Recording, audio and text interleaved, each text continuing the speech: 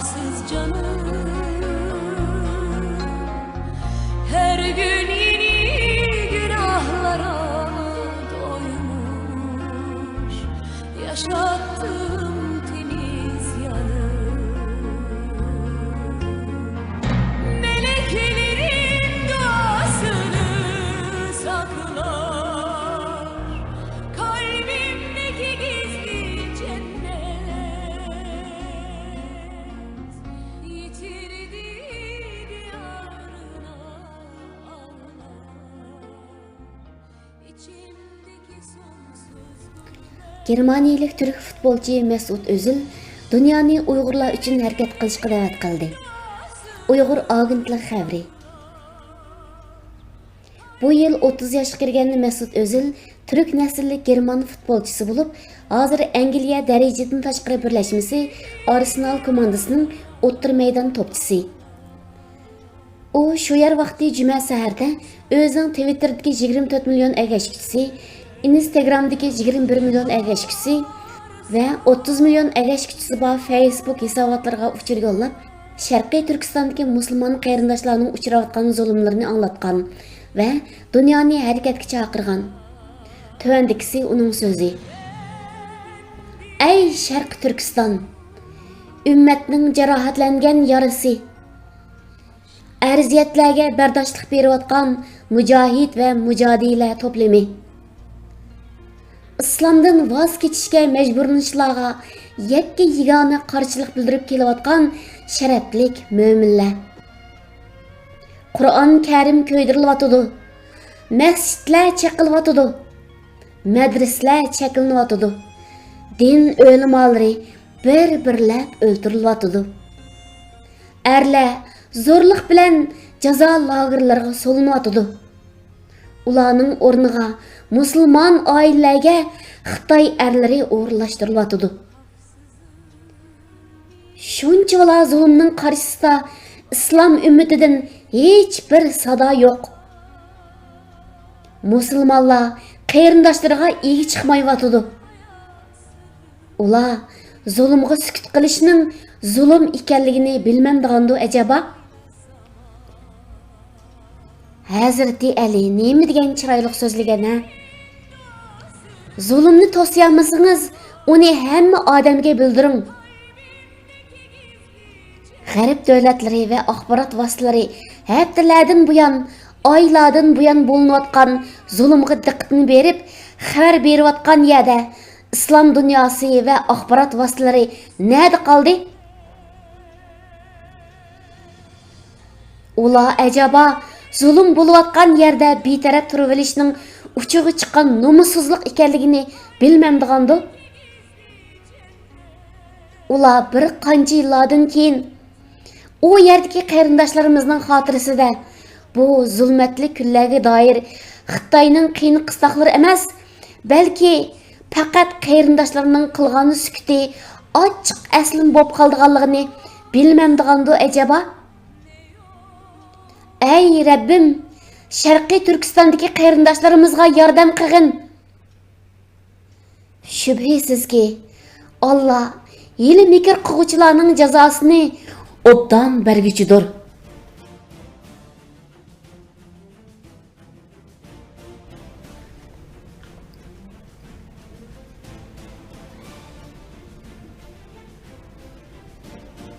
Amerika bilan Xitoy tunji navbatlik savdo kelishimi imzoladi. Uyg'ur agentligi xabari 2019-yili 13-dekabr. 2019-yili Wall Street gazetining xabari va Xinhua agentligi Xitoy savdo ministrligining bayonotiga asoslanganda Amerika va Xitoy orasidagi tunji savdo kelishimi imzolangan.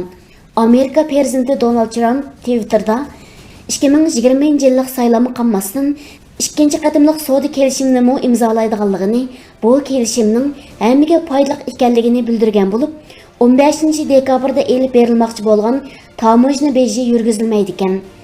Uyg'ur qonun loyihasi rasmiy qonunga aylanmasda, bu savdo kelishimining imzolanishi Uyg'urlar uchun ko'langi paydo qilishi mumkin. Savdo urushining tafsiloti ayrim xabar qilindi.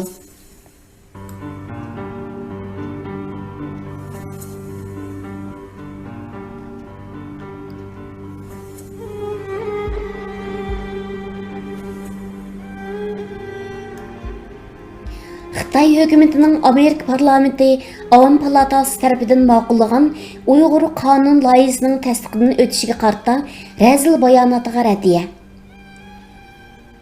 Abdurahim G'ani Uyg'ur agentligi 2019-yili 9-dekabr. Sharqiy Turkiston azaldan Xitoyning ayrılmaz bir qismi emas, balki mustamlika qilingan zamin bo'lib, Xitoy hukumati bilan Uyg'urning ko'rishi mustamlika qilinuvchi bilan mustamlika qiluvchi o'tirisidagi kurashdir. Sen mustamlika qilgan zamin Sharqiy Turkistonda 21-asrda dunyoning ko'z oldida insoniyat tarixidagi eng yovuz, eng vahshiy, ko'lami eng cho'ng bo'lgan jazo lagerlarini qurib, xalqaro kishilik huquq qonunlarini dafsanda qilib, Sharqiy Turkiston xalqini uchuq oshkora qirg'in qilib, Birlashgan Davlatlar Tashkilotining jazo lagerlarini taqash, begunoh insonlarni qo'yib berish haqidagi qarorlarini ko'zga ilmay, qirg'inchilikni texmo vahshiy usulda davomlashtirding.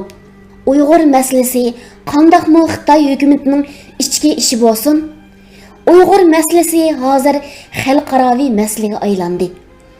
Uyg'urlarning nazarida hargizmi kishilik huquq masalasi emas, balki mustamlika qilmagan zaminni qaytarib elish masalasi.